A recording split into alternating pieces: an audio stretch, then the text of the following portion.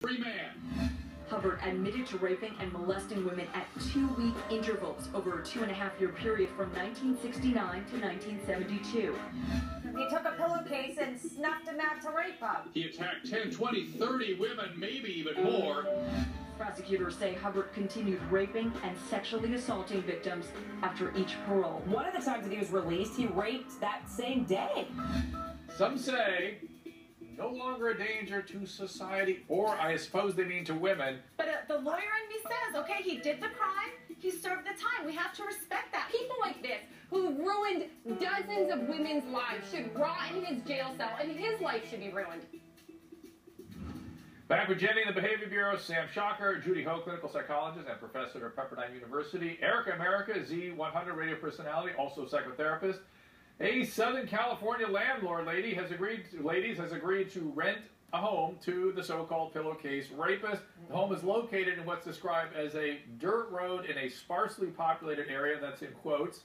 Sam, you were fired up last time. What do you say now? Yeah, this is insane. Should this man even be released? Hell to the no. He has violently, brutally raped 38 women, and as I stated in the previous package, he's potentially ruined all of their lives, and he has reoffended. He has been in a state hospital after 10 years. He was not rehabilitated. What makes anybody think that he's going to be rehabilitated now? I wouldn't want to take that chance on him. I wouldn't want him in my neighborhood.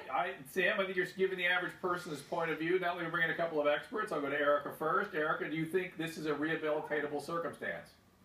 You know, I think this is the kind of case that warrants the looking at these, whatever these laws are, to be looked at and possibly changed. This man has brutally raped over 30 women. Right. He's gone out, he's gone back, he's done it again. I think he needs to be in an institution, a mental health institution. Okay, so that's a no.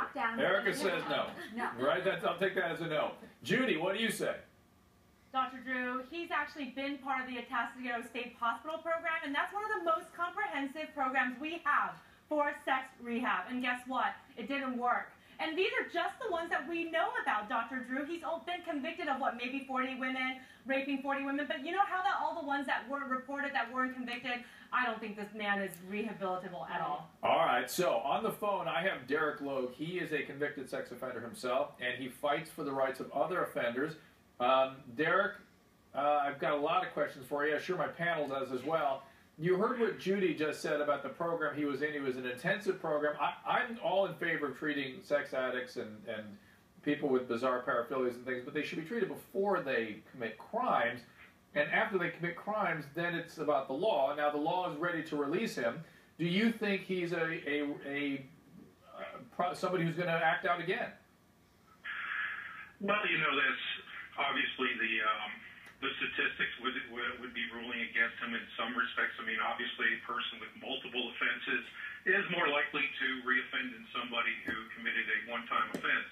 But I will say this much, that you know, I do have to wonder what kind of treatment people get in, you know, places like what the woman just mentioned earlier, because civil commitment these days isn't that much about treatment. It's more about a political lockup, locking people beyond their state-appointed prison sentences. Honestly, and I don't wonder if individuals really, truly get treatment at these places.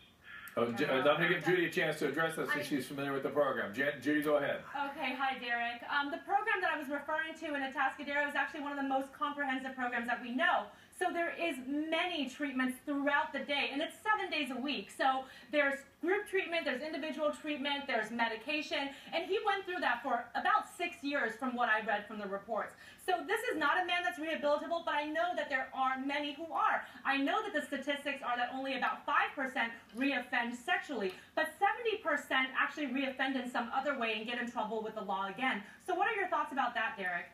Well, I think a lot of the reasons why a lot of people that are in prison go back to prison is because when an individual gets out of prison and he has a sex offense on his record, you have the public outrage, you have the public registry, you have community notification, you have people ostracizing and humiliating and shaming and threatening the offender, and those are the kind of things that cause instability in an individual's life. And when that happens, what you have is an individual who has nothing to lose, and you give them more incentive to commit any type of crime, not necessarily a sex offense, but commit a crime just to go back to prison. Derek, a man who rapes 38 times. You cannot blame society as the reason that he continues to rape. How could you possibly argue that it's our fault that he ends up raping more and more? You did not. You did. See, that's the problem. You're having such a big disconnect. That's not what I said at all. What I said is that individual has served his sentence.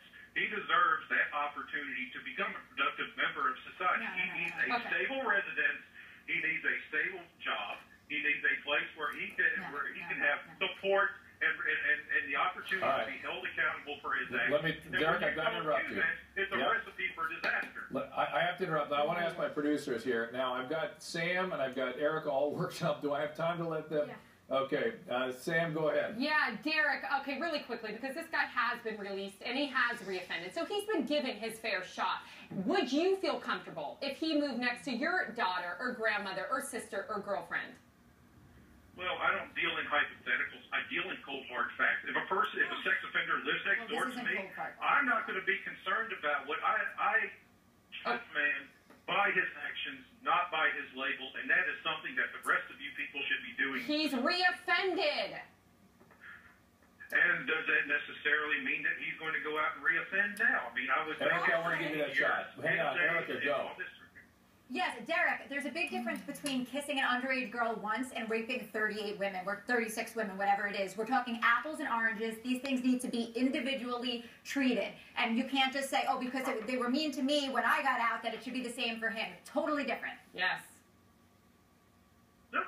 I'm not advocating that, that you should invite the guy over to dinner and let his daughter sit on your lap. What I'm advocating is that you let the guy have the opportunity to be a productive member. If you see him doing wrong, I'm going to stop you. My friend, I'm going to stop you there. You got it, my friend. Thank you for joining us. Panel, thank you as well. Next, I've got a